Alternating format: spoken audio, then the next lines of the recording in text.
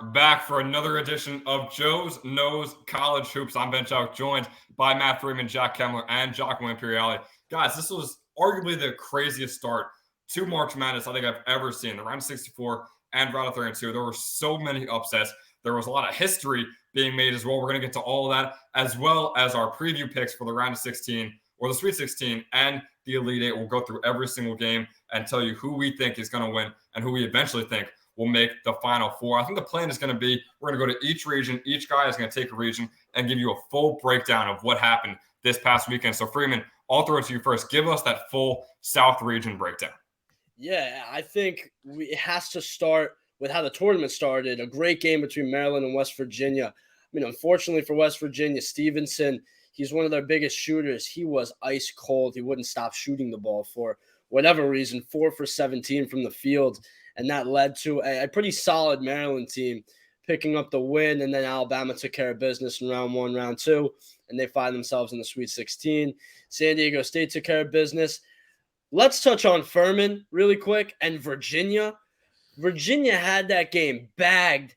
I don't know what is going on, tossing the ball up to the moon with 5 seconds left, with 10 seconds left.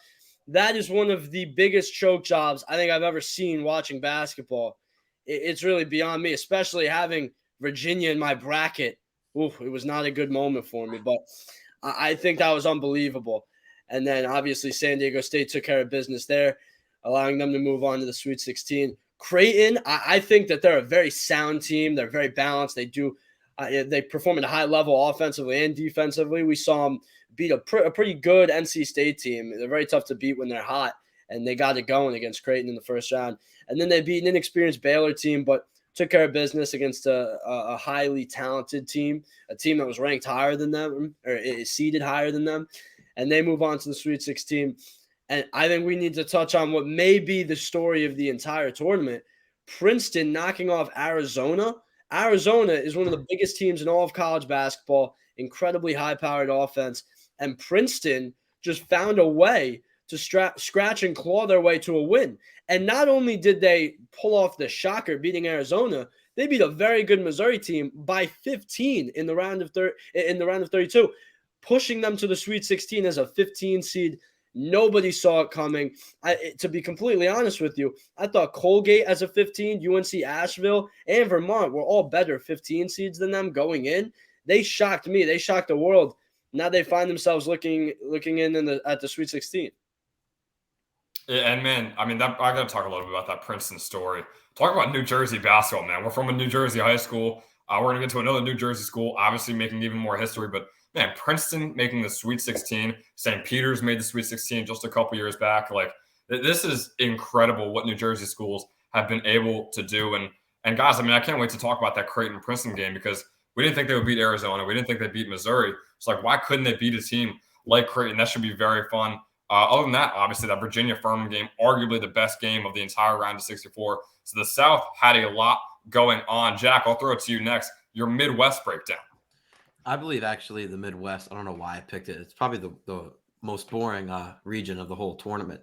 In the round of 64, there was really only one good game I saw. I mean, Houston, Northern Kentucky gave them a run in the first half, but nothing really after that. Houston really controlled that game. Auburn, Iowa, it was played in Birmingham, so you saw that Auburn had very good home court advantage, and they kind of controlled Iowa that game. Miami controlled Drake. Indiana smoked Kent State. It was a very good performance out of Indiana. Pitt somehow easily beat Iowa State. I thought Iowa State would play way better defense, but that experience on Pitt played very well against Iowa State.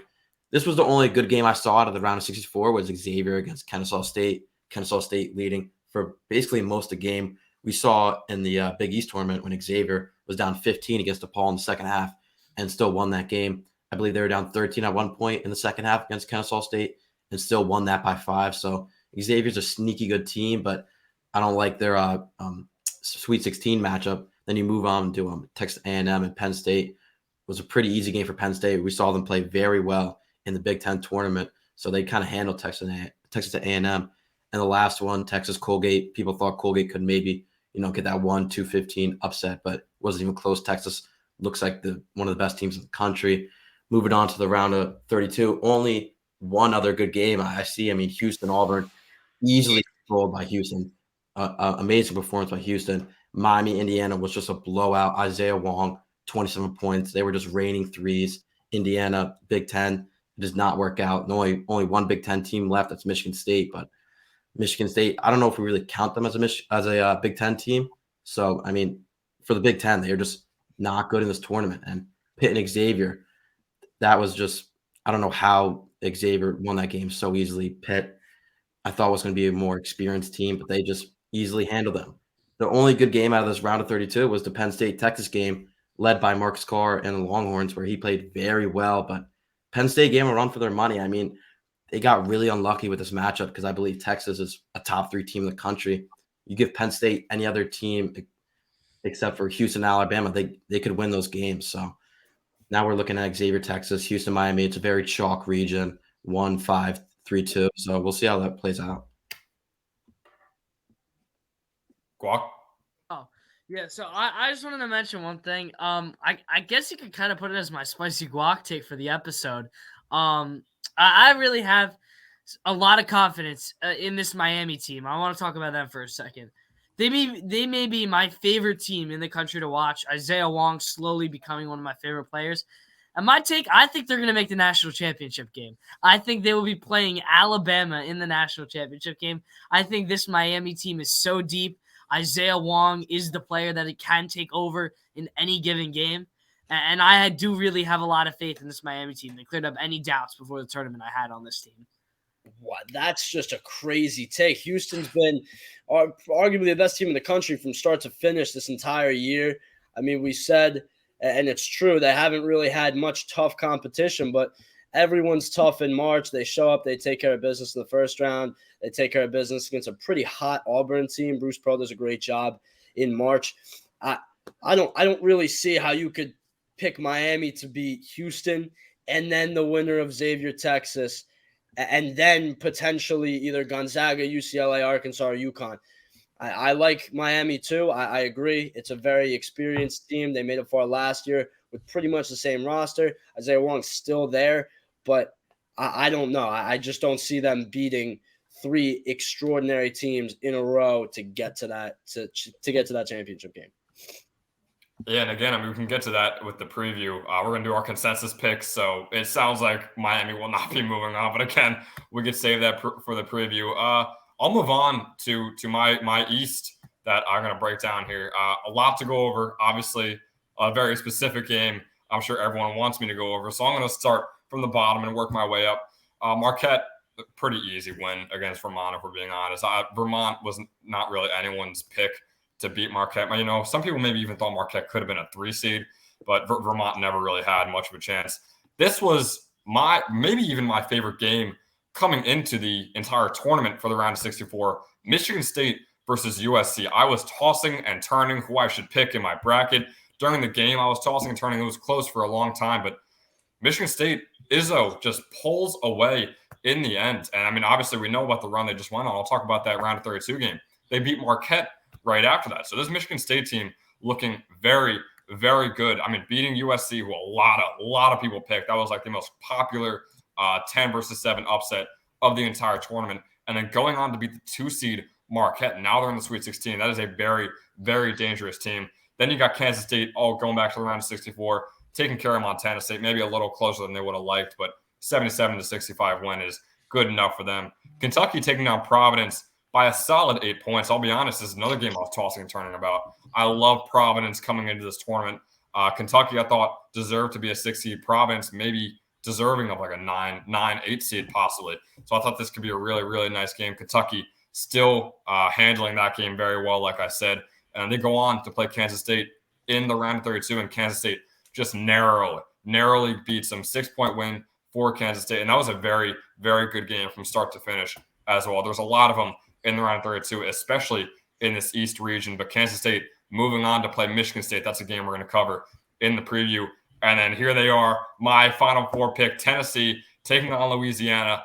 And I mean, when I tell you, I have never been more nervous watching a game when I didn't even root for the team. They're not even a team I like. Tennessee barely beating Louisiana. I mean, I thought my Final Four team was going to be out in the round of 64 to the 13 seed. And Tennessee, like I said, this Louisiana team, looked solid. I don't think many people picked them against Tennessee. They shouldn't have because eventually they won. But man, that was a very, very close game. And then another great game coming into the tournament, Duke versus Oral Roberts. But see, my take with this Duke Oral Roberts game, everyone was picking Oral Roberts because obviously they beat him in the past few years in that tournament game just a couple years ago. But I think for me, it's when Duke falls asleep and they think, let's not worry about this game. Let's worry about the rest of the tournament. Duke is not going to fall asleep again to a team that has already beaten them in the past and knocked them out of the tournament. And that's exactly what happened here. Duke was 100% awake, and they take a 74-51 victory, 23-point win for the Blue Devils. Pretty easy. And then moving on, they play Tennessee, and Tennessee gets a pretty easy win out of Duke. So it seems like Tennessee fell asleep against Louisiana, and then they woke up when it comes to Duke. I know they lost their star point guard, but still does not matter. The whole team is coming together. They're playing incredible basketball, and they're moving on to the Sweet 16 after beating Duke. And then these final two games. This may have been one of the best games of round of 64. Memphis versus FAU. Coming into it, everyone didn't know who to pick. Coming out of it, everyone thought that's one of the best games we've ever seen in the round of 64. 66-65. FAU comes out on top. I've always loved Florida Atlantic. I did not think they would win this game, if I'm being honest with you. I just thought Memphis, they played better competition. FAU never really saw a team like Memphis up until this point, but still FAU getting the job done, moving on to that round of 32 game. And then here it is. Fairleigh Dickinson taking on Purdue. Tobin Anderson coming into the game said, don't tell Purdue this. I don't want the cameras on me, but we could definitely beat this Purdue team. I keep watching film. We could definitely beat this Purdue team. That is exactly what happened. 63-58. The Fairleigh Dickinson Knights take down the Boilermakers. And I was driving home. I pulled over my car into the side of the road, which is probably very dangerous. But I just had to see this 16 seed from New Jersey beat Purdue. And man, it was so fun to watch. I think everyone on earth, besides anyone rooting for Purdue and Indiana, was rooting for Fairleigh Dickinson. To see them come out on top, second 16 seed ever to do it, was just so fun. Then they go on to play FAU, put up another great battle. But of course, Florida Atlantic gets the win there, looking very nice. Are the Birds from Florida Atlantic. They move on to the Sweet 16. So in my opinion, the East region might have been the most eventful and most fun region to watch that first weekend for the round of 64 and round of 32. But I'll throw it over to Guac next for the Western region. Yeah, so I'm gonna break down the West region here. I'll go top to bottom. I'll go the other way. Kansas versus Howard. I mean, what else did we all expect? Kansas took care of business in the first round. Really nothing there. This Arkansas-Illinois game was really a toss-up. At least for me, it was. I think a lot of people could have went either way. I think that the Arkansas talent out of Ricky Council and out of Anthony Black was too much for this Illinois team, and that's how they were able to pick up that 10-point win. And it was a pretty commanding win, I'd say, in the second half. Anthony Black really had a huge game in that game. St. Mary's VCU. A lot of people were picking VCU as a good team that could stop the St. Mary's offense. But it was the other way around. The St. Mary's defense really shut down VCU, holding them to only 51 points. Really great defensive game, so they moved on from there.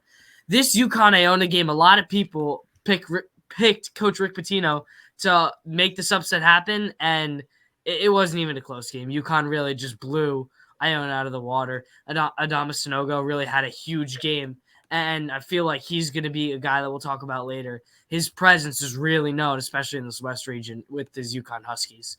TCU Arizona State, I'd say the best game out of the first round. Arizona State shot the lights out in this game, but Mike Miles was just too much for that Arizona State defense. And again, we talk about it all the time. The best players in March show up when you need them. Mike Miles for sure did that in that game. Northwestern versus Boise State. Sorry, I skipped Gonzaga versus Grand Canyon. That was a blowout. Drew Timme really, he showed why he's one of the best players in March. Let's be honest. I mean, I'm not really huge on Gonzaga, I'd say, going really, really far. But Drew Timme definitely showed why he's one of the best players in the nation in that game. Northwestern versus Boise State. Northwestern offense just showed up. They're one of the hotter teams, I say, in the country. A lot of impressive wins during the regular season. I think that the Northwestern offense really just showed up at the right time, and they were able to pick up that win. And then my UCLA Bruins taking on UNC Asheville. No doubts left. Amari Bailey able to step into that role for Jalen Clark, who UCLA is desperately missing. I'll talk about that in the second round. Desperately missing his defensive presence. So I'll move real quick to the second round. The one game I want to spend a little bit of time on is this Kansas-Arkansas upset. What a game. I think probably the best game and the biggest upset in the round of 32. Anthony Black and Ricky Council, I mean, that duo is just lethal. Arkansas, I talked about them earlier in the season. They were going to be a consistent top 10 team all year, I said. And they struggled a little bit towards the middle end of the season, but the talent is undeniably there for this team. And I think Kansas just fell asleep a little bit. And so much talent and the defensive presence Arkansas had was just too much for them. So that's my thoughts on that one. In the St. Mary's UConn game, wasn't really close. Adama Sanogo, another huge game. Just that's a blowout right there.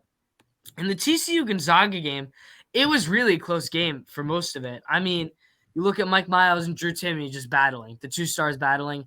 Once again, Drew Timme, the 18,000-year-old man, was able to pull out one more for his Gonzaga Bulldogs. And then in the Northwestern UCLA game, we almost gave the game away. We were up by double digits at one point. Northwestern almost came storming back, but we were able to hold them off just to move on to the next round. Yeah, really quick, I just want to jump in and touch on something I've been seeing a lot in the media. I think it's an underrated storyline right now. It's going a little bit under the radar, but I see a lot of people talking about it.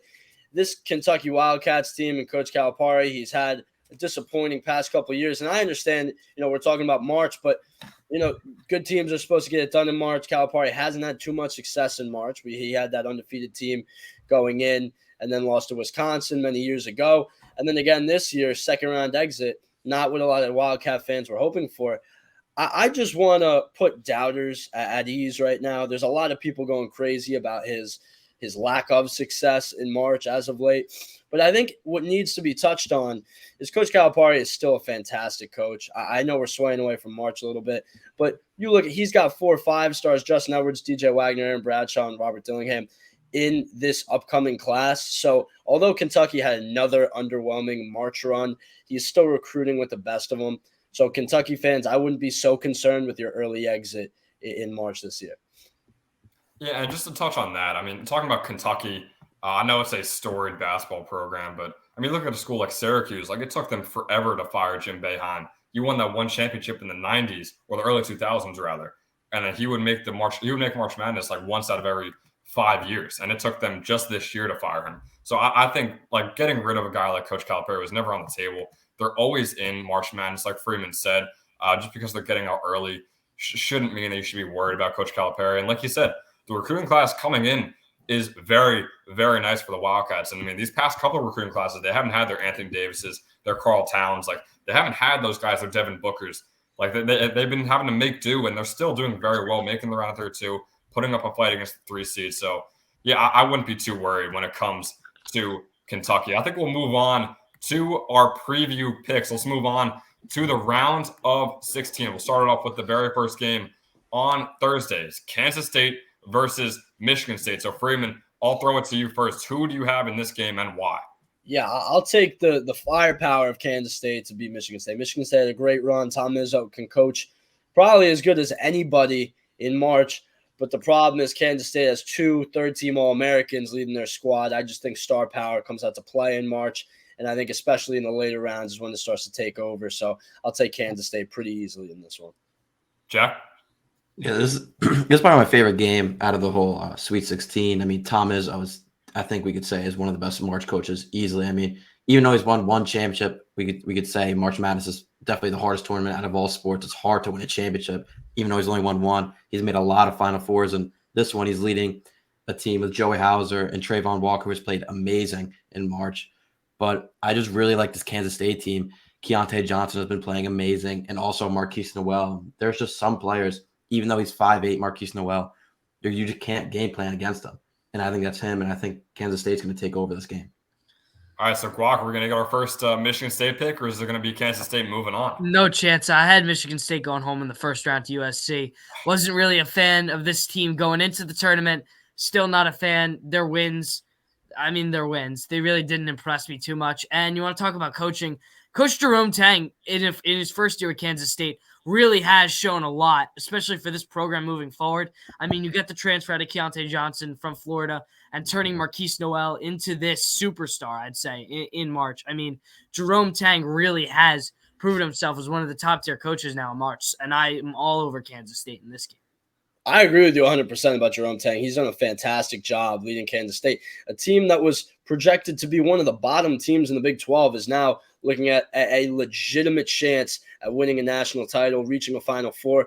But you downplay Michigan State. I as well had USC beating them in the first round, but we can't understate them beating a very tough USC team and then going on to beat a very good Marquette team that was very talented, very hot going into the tournament.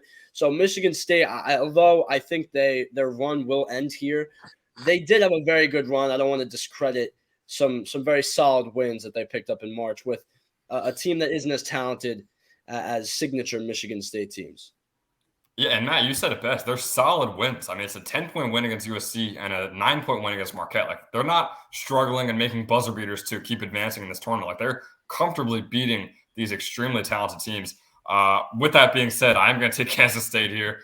I just love their defense. I did pick them going decently far, and I just love the way they've played so far in March. I think Kentucky was a very underrated team that they were able to beat in the round of 32. And I mean, something else I want to mention, I'm sure everyone knows about this, but just I think the story is so cool about Keontae Johnson. Obviously, he played at Florida. He was playing basketball over there. He had a medical emergency. He was in a coma for a few days. He didn't play basketball for around a year, and now he's making his comeback with Kansas State on a team, like you said, people didn't even think they were going to be that good in the Big 12, rather in the entire country. And now he's making massive shots. He's not their leading scorer and like that, but he's still a very, very pivotal player to this Wildcat team. And I think it's so cool to see him on a team that is going so far in this tournament. And I can't wait to see what he does against Michigan State. But yeah, like I said, I'm going with Kansas State. So we're going to have them moving on. And our next game, I believe, let's see here. We're going to have, taking me a minute, we're going to have Arkansas playing UConn, the 8th seed versus the 4th seed. So, Matt, I'll throw it back to you. Yeah, this is really a difficult game to pick. I think that a lot of people are on UConn, rightfully so. Sanogo really takes control inside, and then their shooters, their point guards, they do a great job knocking down threes, scoring bunches for sure. But I'm going to take a bit of a Cinderella, I think, as an 8th seed. I'll take Arkansas. They coming off the huge win against Kansas. They really defend the rim extraordinarily well. I think Sanogo will be in foul trouble. He'll be a little bit frustrated. And we haven't seen UConn thrive when Sanogo hasn't been on his game. So I think it's going to throw him off a little bit. I think Arkansas has a great coach, the Must Bus. He's doing a fantastic job both last year and this year with Arkansas. So I really think that Arkansas can pull off the upset, and I think they're going to move on to the Elite Eight. Yeah, I think this is one of the better games as well. I mean, I've had UConn going to the Final Four since the start. I just believe the firepower on this team is just so it's humongous with Sanogo, but Arkansas is a very well-balanced team. I mean, their starting lineup is very good. I know they struggled a lot in the regular season, but when you win in March, you win in March. So I am going to go away from Arkansas, even though I think they should be going further because they're such a good team. I think UConn with Sanogo is just they haven't shown any weakness in March. They've been blowing out the two teams they versed. So I think UConn moves on. Guac? I said from the beginning, from the very beginning of the college basketball season, I wasn't very high on UConn. I will say they surpassed my expectations a lot. I have grown to like them a lot.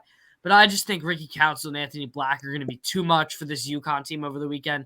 I think that the Arkansas big men will be able to somewhat contain Sanogo just enough to let Black and let Council carry this Arkansas team right on into the Elite Eight. So I'm going to take Arkansas. Oh, man, you give me a dilemma here. We got 2 Arkansas picks, and I had UConn coming into the tournament in my Final Four in that episode we did. And I have to take UConn here. I mean, we keep bringing up Sanogo. Just the points he puts up. I mean, he's one of the best players when it comes to crashing the boards. And just to talk about this entire UConn team, they have won. Talk about comfortable wins with Michigan State. They have won very comfortably in every single game so far, winning by 15 points against St. Mary's, winning by, I don't even want to do the math, 87-63 against a solid Iona team, even though they're a 13 seed. So, man, I think they're just so comfortable with all these wins, and I think it has to keep going against this Arkansas team, who I'll agree is a very impressive team. 4 and 8 seed, them making the Sweet 16 is an accomplishment in and of itself. But for me, I would take UConn. And now is where the dilemma starts and where we have to do some figuring out here.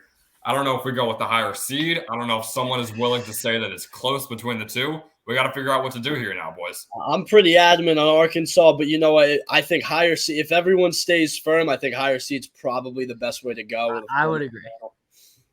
All right, so we're gonna have UConn moving on to the Elite Eight. So there go the Huskies on to the next round, and our next game on the other side, FAU versus Tennessee, the 9 seed versus the 4 seed. So Freeman, I'll throw it right back to you for that one. Yeah, I'm not a huge fan of FAU, to be completely honest with you. I picked them in my bracket. I picked them to beat Memphis, and I actually picked them to beat Purdue. I wasn't really expecting Fairleigh Dickinson to pull off the shocker, but I'm still not a huge fan of how this team's played. I think Memphis was a little bit overwhelmed when it came to March. And then I think this FDU team, they pulled off a fantastic upset. I just don't think they're a very good basketball team. They didn't really have the talent to knock down shots in big moments. So I think they're very untested. They were untested in the regular season. They have a couple, pretty good wins against a Memphis team and a Fairleigh Dickinson team. But I would say that's probably the weakest resume of any team in March right now.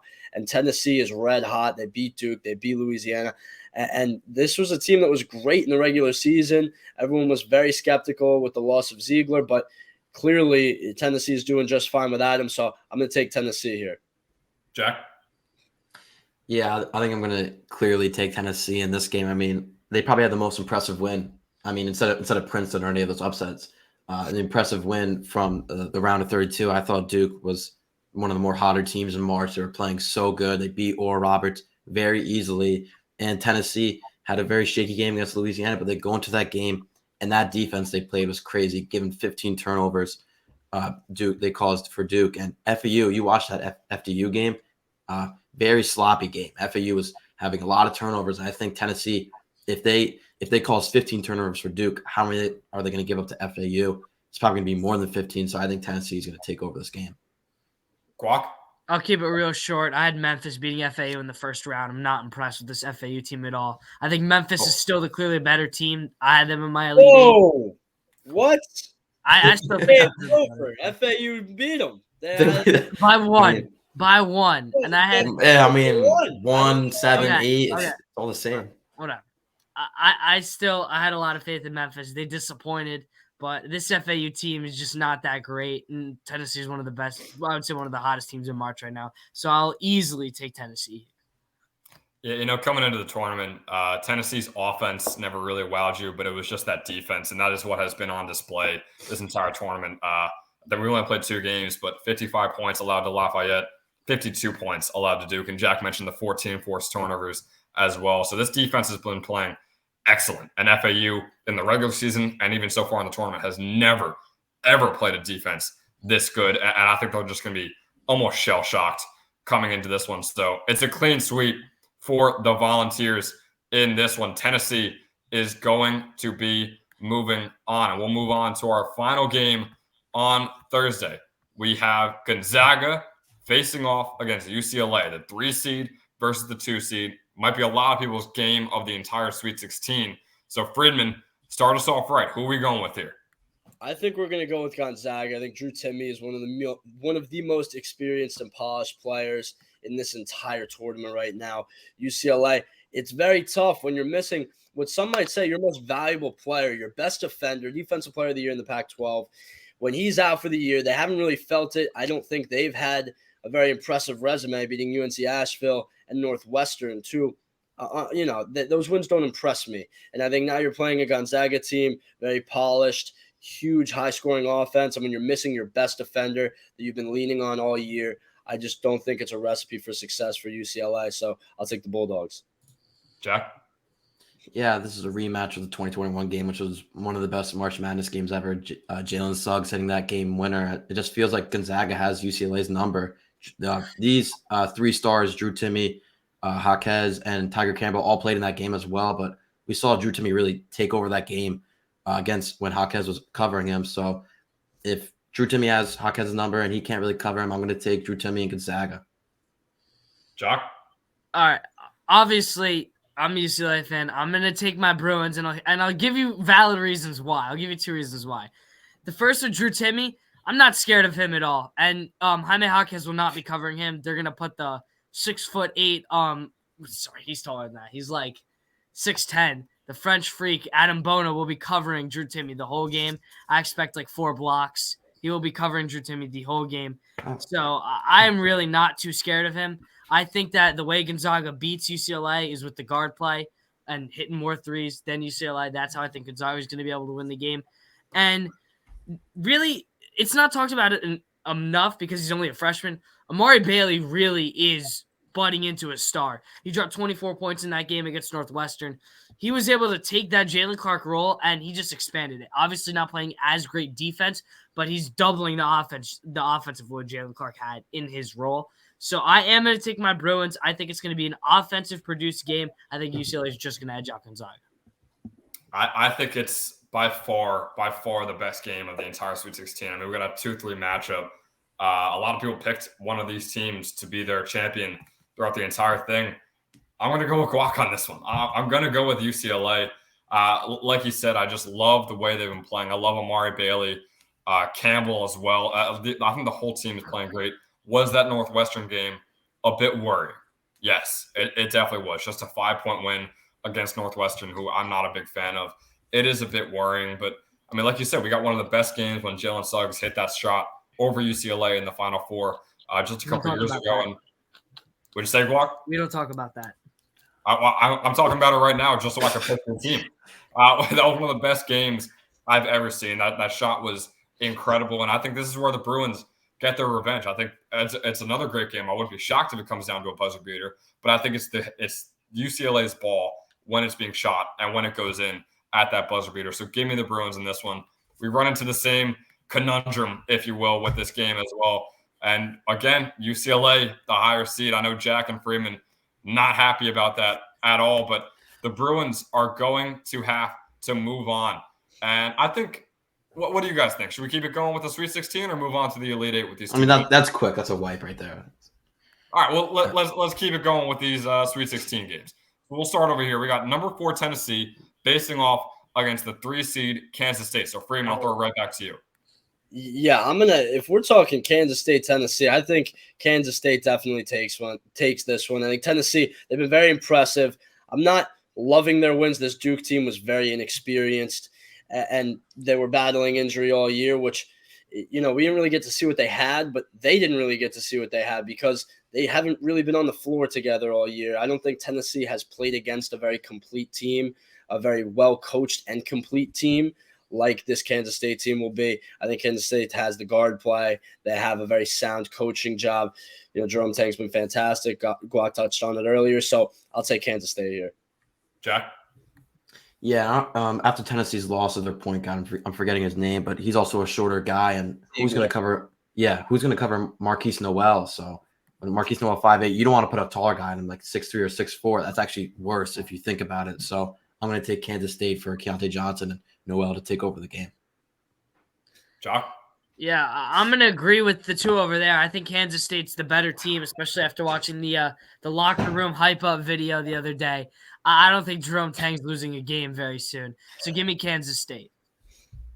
No, I mean, for what it's worth, I'll go with my Volunteers. I got them in the Final Four. I think the loss of that point guard is massive, but I think they proved that they can definitely win games against good teams without him. That Duke win was very impressive. But again, I mean, my vote just does not even matter in this case. So Kansas State is moving on to the Joe's Nose Final Four. So that is very, very fun to see. Congratulations to the Wildcats. Maybe not even the highest ranked Wildcats that people might have picked to make the Final Four, but hey, they got there. So we'll move on to our next games. We got Alabama facing off against San Diego State on Friday at 6:30, the 1 seed versus the 5 seed. Friedman. Yeah, so I really do not want to sleep on the San Diego State team. They're balanced on both sides of the ball. They're historically fantastic on defense, and they continue that trend this year. But we're seeing a little bit more growth out of the offense. I think they do keep this a close game. Alabama, they get in foul trouble a little bit. They're a very streaky shooting team. So I think this game stays close, but just Alabama, too much firepower, too deep, and they'll run away with it. Jack? Yeah, I actually totally have to agree. I mean, San Diego State, they play great defense, but it's just Brandon Miller. That's the firepower Alabama has. You can't really go against them. I think they're just going to take over this game. Jock. Matt says not to sleep on San Diego State. This is what I'll be doing. I'll be Oh, sleeping around a lot. I think wow. Brandon Miller. Okay, Friedman. Brandon Miller is gonna have a career high game against the San Diego State defense. Give me Alabama and my national champions by a long shot. Yeah, Alabama's won this game. I don't know what else you want me to say. I mean, San Diego State, it's not been very impressive so far. They made it to the Sweet 16. That's great on them. But Alabama's won this game. I mean, they might be the best team in the country. There's no other way to put it. They are the best team in the country. They might be one of the best teams in the country. Well, I completely forgot the other Elite Eight game. I know we said it's probably a blowout, but just so we get it out of the way to make our other Final Four team, UConn versus UCLA, the 4 seed versus the 2 seed. Matt. So I understand I was against UConn in the previous round. I'm going to go to UConn, and I'll take them here. I think that they're just a red-hot team. UCLA, I really cannot get over the injury to their number one defender. This cannot be overstated, and they haven't really felt it yet. I mean, we saw their first 2 games, wasn't really the most impressive opponents. They kind of rolled over them pretty easily. But I think UConn is when you're really going to have to start to buckle down and play some good basketball. And when you're missing your best defender, it is going to kill. So I'm going to take UConn here in an upset. Jack? Yeah, I feel like the big question of this tournament was how was Big East basketball going to, convert into March Madness? Because this is the best we've seen Big East in a while. I mean, but the answer to that question is that Creighton, Xavier, and UConn are all in the Sweet 16. Marquette, sadly, not in it, but Big East has played amazing. And that's a testament to what I'm going to do here. I'm going to take UConn here. I just think this UCLA fraudulent team is just going to, finally get stopped here. And now they're going to get stopped in the Sweet 16. All right, so right back to that UCLA fan. Guac, who are you taking in this one? Listen, I really think that the Gonzaga-UCLA game will be a very close game. If this matchup happens, I really don't think it's going to be close. I think UConn's guards cannot keep up with Tiger Campbell, cannot keep up with Amari Bailey. I really think that UCLA has so much more star power than UConn. Adam Bona, I think, will be able to play well enough defense on Adama Sanogo in this game to be able to contain him. So I'm all over UCLA, and I don't think this one would be as close as Gonzaga. I think UCLA-Gonzaga would be a very close game, but I'm all over UCLA in this one for sure. Really quick, Chad, before you get going, I just want to really quick bring up this UConn team. They play big, and you look at the UCLA team, they have lost to some very big teams. USC, a bigger team. That's one of their losses. They lost to Arizona twice. These are bigger squads that they're losing to out in the Pac-12. So I think, if anything, it's a tougher matchup. It's a matchup that doesn't fare best for UCLA. So I'm doubling down on my UConn pick, even though I don't think they'll even make it this far. But I think if this is the matchup, UConn has it for sure. And I'll argue real quick then. I think that UConn, once again, a very inexperienced tournament team. UCLA, one of the most experienced tournament teams. This is where you're going to see Tiger Campbell and Jaime Jaquez step up. Those guys that made that deep Final Four run. This is where they're going to have to step up, make good plays, and be able to outshoot and out-rebound and just be a bigger team than UConn. I mean, no, they're pretty experienced at losing. I mean, they lost to Gonzaga and UNC. You're a Duke fan. You guys just lost, so I don't want to hear it from you. I don't know when the last time UCLA won a championship, so I don't. Okay, you're a Duke fan. You guys just got snapped. I'll get to my pick. I believe it or not, UCLA is in my Final Four, but that will not sway my pick here. I gotta go with the Huskies. UCLA has their best defender is gone. I mean, and even if he wasn't gone, they have no answer for Sanogo and the rest of this UConn team. Like I said, it's been very, very comfortable. Their road to where they're at now. I brought it up for UCLA having a very close game against Gonzaga. That Northwestern win was not very convincing for me for UCLA. I mean, that should have been a much, much larger win. I'm expecting them to come right off a tight battle against Gonzaga. I mean, I was back and forth with who I should even pick in that game. And I picked UCLA, so that's why they're here. But I can't pick them to move on even further. So UConn is going to have to be my pick. So UConn and Kansas State are moving on to the Final Four, again, on the Joe's Knows College Hoops consensus bracket. We picked Alabama previously. Now we're going to move on to another game in the Sweet 16. We got Houston versus Miami, 7:15 on Friday. The number 1 seed Houston versus number 5 Miami. I know, oddly, this is a game that might be kind of dicey among the group of us here. So, Freeman, you'll start it off. Yeah, I'm huge on this Miami team. I agree with Guac.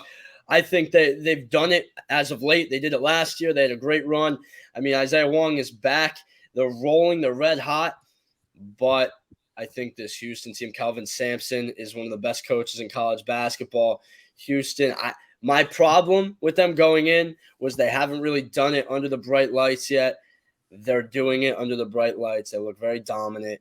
I just don't see this Houston team losing to a very streaky and electric Miami team, but I think Kelvin Sampson will have his guys locked down. Jack?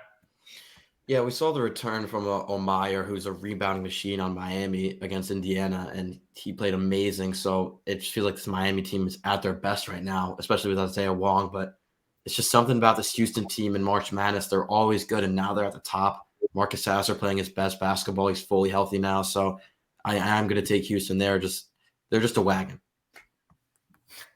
Glock?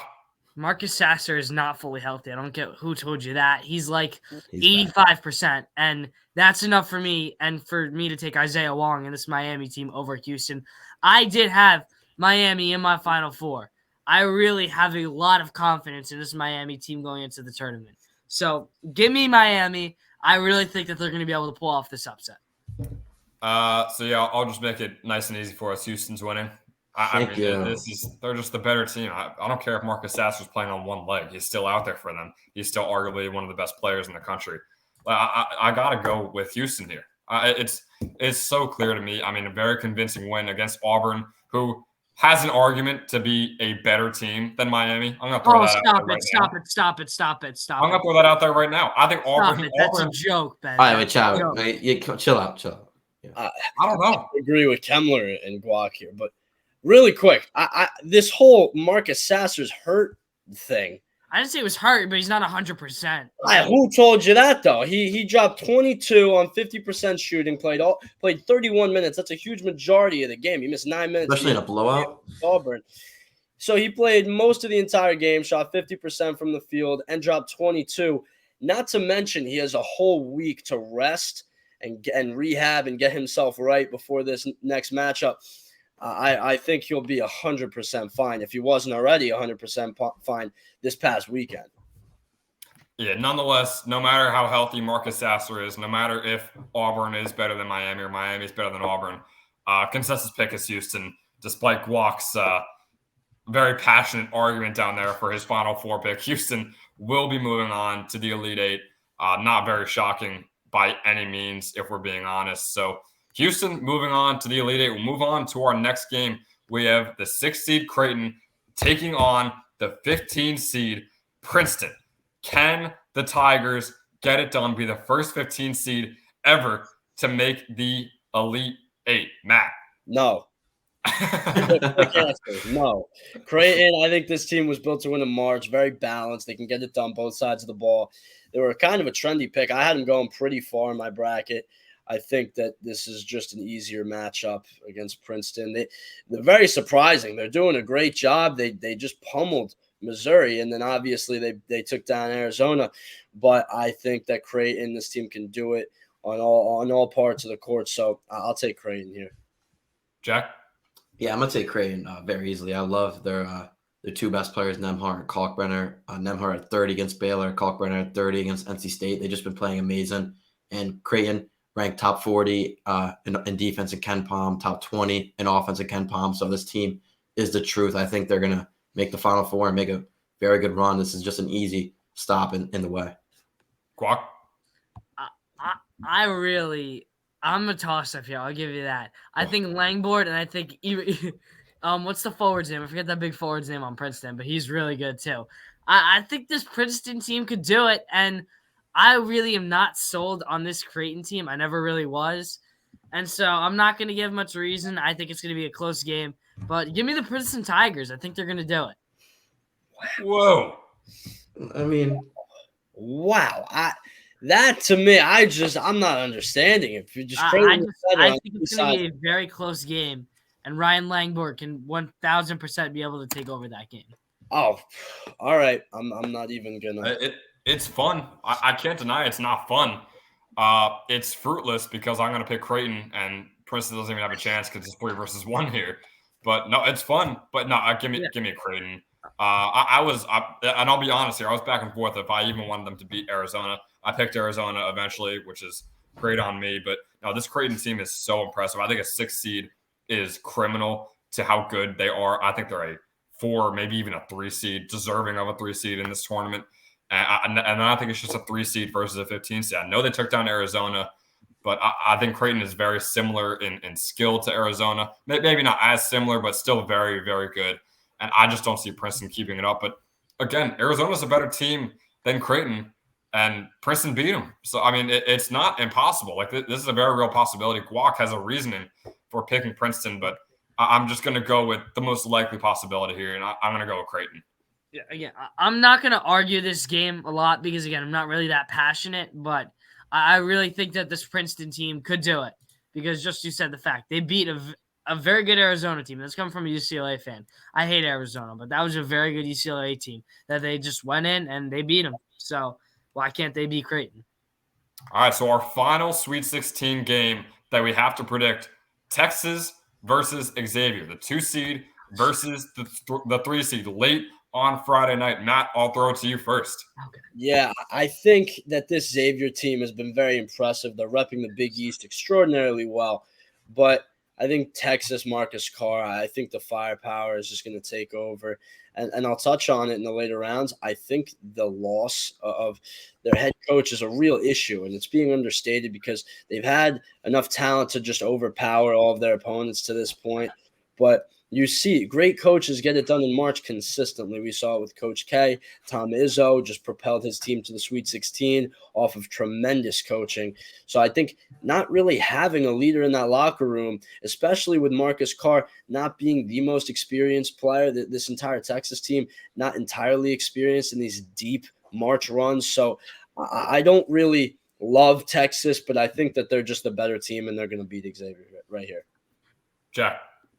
I actually love Texas. I think this team is easily, in my opinion, the best team in the country. They came into this tournament led by 2 players, Tyrese Hunter and Marcus Carr. And you see now in the tournament, Sir'Jabari Rice, I believe I'm saying his name right, has been playing amazing in March. So I think this is just an easy stop for Texas. This Xavier team kind of just been sneaking by, barely beat Kennesaw State, barely beat DePaul in the Big East tournament, and got killed by Marquette in the Big East tournament. So I don't think this Xavier team is as good as expected. I think Texas rolls over them to get to the Elite 8. Guac? We can put this on TikTok. Before I give my pick, I just want to talk about how overrated this Xavier team is. They are a joke of a 3 seed, in my opinion. They should have been home in the first round. Kennesaw State for choking that lead. That was atrocious. I don't get how that they snuck through in that game. That was a joke. This Xavier team is not good, and I really don't understand. I think they've had the easiest route to. I think they've had by far the easiest route to Sweet 16. I think that they're a joke of a franchise. I'll be honest. I think Texas is one of the most experienced team. Marcus Carr, obviously talk about him. He is great. But Matt brought up the coaching issues. I really don't see any issues. I think Brian Campbell and what he has done as an interim head coach is good enough for this Texas team. I get what you're saying about how the best coaches propel their teams. I get what he's saying. But Brian Campbell is able to do enough, I feel like, to support this loaded of a Texas team and this loaded of a roster that I think Marcus Carr can just handle the on-ball presence, and I think they'll be able to take care of business. Give me Texas by double digits in this game, and I really don't think – I think this will be the blowout game where people are just like, wow, Xavier was really overrated. I think calling them not a good team is a bit of a stretch. I think that they're a complete joke, I'll be honest. I really think that they're a complete joke. I can't tell you how much I want an Xavier player to somehow watch this video and just berate you in the comments. But, I mean... If they win, they can do whatever they want. But I don't think that's happening. Okay. I am going to pick Texas. It's a clean sweep for the Longhorns here. I think they're just flat out better. Jack said the best team in the country. I think that's also a bit of a stretch. I think they're one of the best teams in the country. I think they're arguably the best 2 seed out of the entire tournament. And I think they make for an incredible matchup with Houston in this next round. So let's just move on to that game that we predicted. So there's Texas rather, beating Xavier. And now here is Houston versus Texas in the Elite Eight in order to head on to the Final Four. So Matt, I'll throw it to you first. The 1 versus the 2. Who takes it home? I think Houston takes it home. And this is where I was touching on the coaching struggles. Just Houston has Kelvin Sampson, one of the best coaches in all of college basketball. All of the chips are finally in place. You got Sass, you got Shedback. The injuries have plagued them in recent years. Now they got everyone experienced. They got everyone healthy. And I think they're geared up, ready to go. And what a storybook ending would this be? Final Four being played in Houston.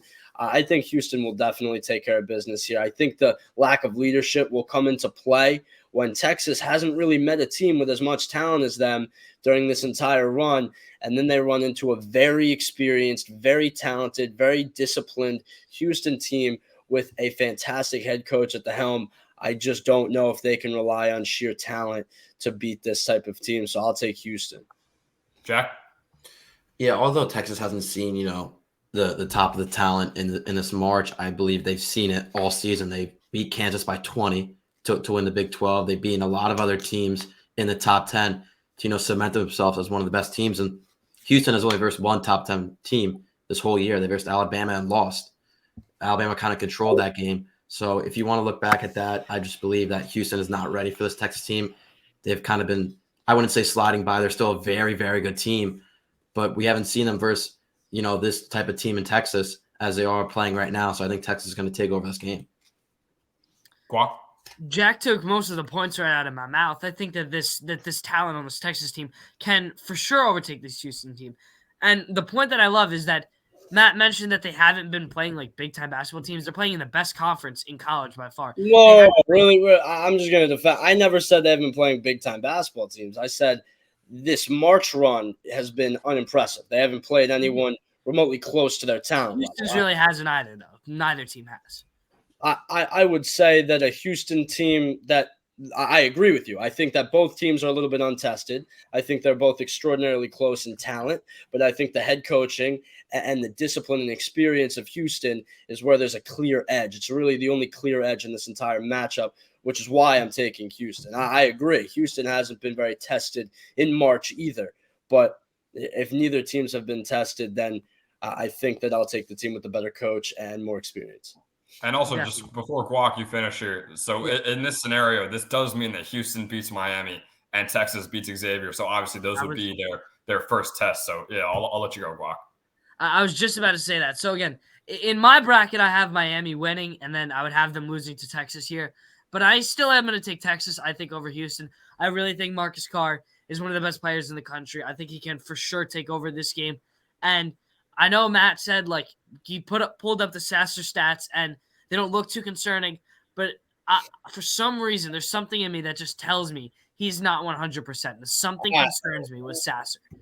I mean, he's right. Come on. You got to believe him. Dude. I'm not wrong. Something you got to believe him. Yeah, you got to believe him. Is there like a Stargate in your bedroom? There's no Stargate. It's the fact that he's coming off a decent injury. I mean, that was a pretty scary. He got 22 last week, playing 31 minutes, 50% shooting. To say that you feel like he might not play well for whatever reason, I can't argue with that. But to say that you think he's going to get injured, unless there's I'm not saying he's going to get injured. I'm just saying I don't think he's going to be the Marcus Sasser that we're all expecting in a big-time game against a very good that to me is invalid. If you think that he's not going to play well, for whatever reason, Texas is going to scheme against them, I can't really argue against that. If you're going to tell me that he's not going to be 100% healthy, that it's just false. He was fantastic in the second round of the tournament, clearly playing 100% healthy, 22 points. If he wasn't, he was playing like he was 100% healthy, 22 points, 31 minutes out of the 40 in a blowout game like Chadwick touched on earlier. So if you don't think he's going to play well, fine, I can't argue with that. But if you're going to say that you think he's going to be injured, it's just not true. I can't get behind that.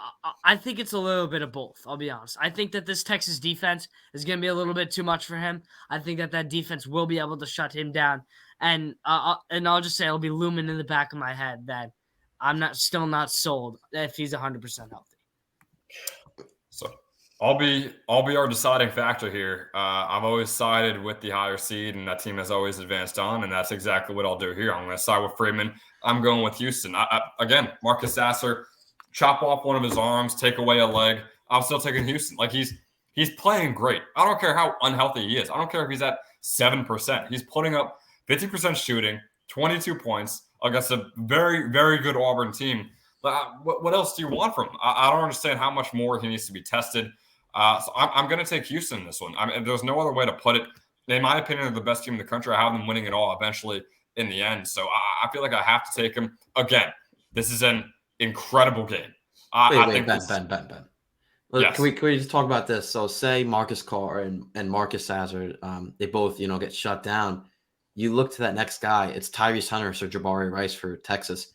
For Houston, you can't really find that guy. It is a well-balanced team, but after that, they don't really have much firepower. So if Marcus Sasser does get shut down, you can see a Texas win. Well, first of all, when is Marcus Sasser going to get shut down? And second of all, Tremont Mark put up 26 points and 9 rebounds in their last game. So those other guys are very, very capable of stepping up in this game, if that's your question. And not to mention, they got 4 other double-digit scorers. This team is fantastic defensively, creates a lot of points in transition off of the turnovers that they force, playing that high-pressure defense. So I think the scoring, if for whatever reason, if Sasser's plane crashes, if he gets the stomach flu, I don't know what's going to happen. He clearly will. But if for whatever reason he's not at 100%, this Houston team has been able to generate offense through their defense all year. They have consistent, reliable scorers across the board. So I don't think that this is even going to be something we're talking about come at the end of next week when Houston wins, because he will be fine, right? Marcus Sasser showed that he was fine. He is fine. His health is fine. I don't see the concern. And again, if you toss a team like Texas or Houston into a different region, I think this could easily be the championship matchup. They just so happen to be caught in the same region, and this is the game we're forced to have in the Elite Eight. Not that we're complaining, because we're guaranteed, or almost, could be guaranteed to get it. So, but yeah, I'm going with Houston in this one. And once again, that higher seed, 2 versus 2.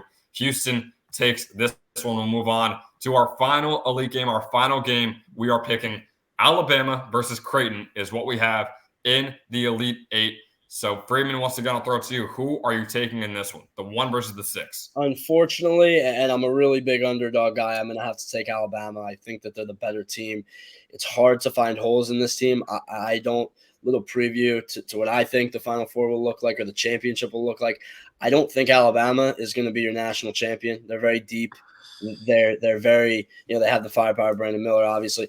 But Creighton, I just don't think they have enough to beat Alabama. But this team is a tad inexperienced. You haven't really seen this program in this position. And it's one of the rare sports, one of the rare tournaments where your program history matters, because you need players that have been there. You need coaches that have been there. Alabama just really hasn't been there as a program, or really any of these players. So I think it's a completely different animal once you advance to the Final Four, to the championship game. So I'll take Alabama to beat Creighton, but I'm not entirely high on them to win the national championship like my partners over here are. Mm-hmm. I know everybody else is going to pick Alabama. I just want to throw it out there that I do think Creighton is going to win this game. I think Ryan Kalkbrenner and Ryan Nembhard they're so good, and you can't go with every chalk pick in March. It's not going to get you anywhere. And we've seen Alabama versus 3. They've only versed 3 top 20. Ken Palm top 20 defenses. They're 1-2 against them, and Creighton is one of those top 20 Ken Palm teams. So I believe Creighton could definitely make a run and get to the Final Four. They're such a good team, such a well-balanced team that was so highly rated at the start of the season, but now people are forgetting about them. Jock, you're laughing a little bit there.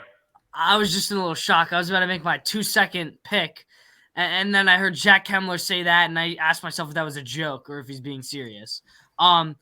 But you know what? I'm not here to debate it. We'll talk about this when Alabama beats them by 40. Alabama's the best team in the country, and they're not losing a game the rest of March. Brandon Miller, Naismith finalist, one of the best players in the country. They're not losing the game the rest of March. Give me Alabama by 40. Really quick, he's not LeBron, right? This He Listen, literally is. you Brandon can't- Miller is so good, dude. All right, whoa, calm down. But this is a Player of the Year candidate, without a doubt.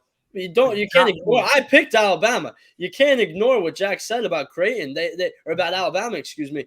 They really struggle with the top tier defenses. KenPom 1-2 against the top 20. If I have it correct, that's pretty concerning. The fact that they've only played 3 elite caliber defensive teams, and then now they're finally, and they weren't successful against them, and now they're finally facing off against another one right now, a team that's a little bit more experienced than they are. I just, you know what? I'm going to change my pick. I'm going to go. This is a joke. Alabama by 40. Again, Alabama by 40. No reason for it. There's nothing you can really argue. Brandon Miller's my reason. Creighton is overrated. Those are my reason, then I guess. This is a joke. When was Creighton ever rated? Like what? If Ben picks Creighton, Joe's Knows College Hoops, I think needs a refresh. You know what I say? I say if you're fading Guac, you must be doing something right. I'm going with the Blue Jays, and I'm doubling down on it right now. I was on Alabama. I thought the firepower would do it, but the more I think about it, the more I'm shaky on this Crimson Tide team. So you know what, Jack? Let's go Blue Jays. Let's go, baby. You know, boys. Let's go. Hold on. Now hold on. You're not seriously about to make this pick, right? Let's hold our horses there. I will leave the Aaron line. ready to jump my horses. Look, Guac, it's March. Anything can happen. Princeton's in the Sweet 16. Like, what are we talking about? It's not even far fetched. I think it's pretty far fetched. I think Creighton is a top 10 team. That's not even it's not a question right now.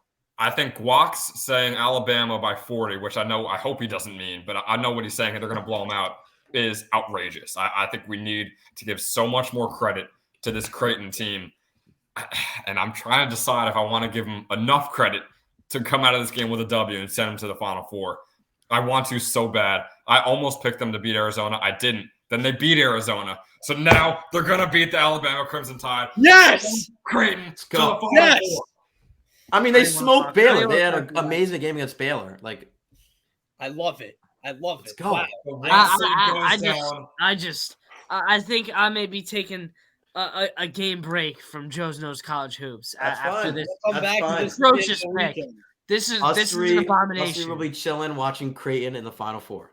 This is an abomination. 100%. This is an abomination. And these are our Final Four picks. After all of those picks, we got Creighton facing off against Kansas State, and we got Houston facing off against UConn. A single 1 seed, a 4 seed, a 3 seed, and a 6 seed. And you know what they say?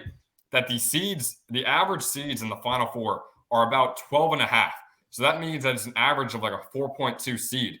We got a 1, a 3, a 4, and a 6. So we're doing pretty good on that average here. And I was about to pick Alabama. If you three all picked Alabama, I was just going to say, yeah, they're the better team.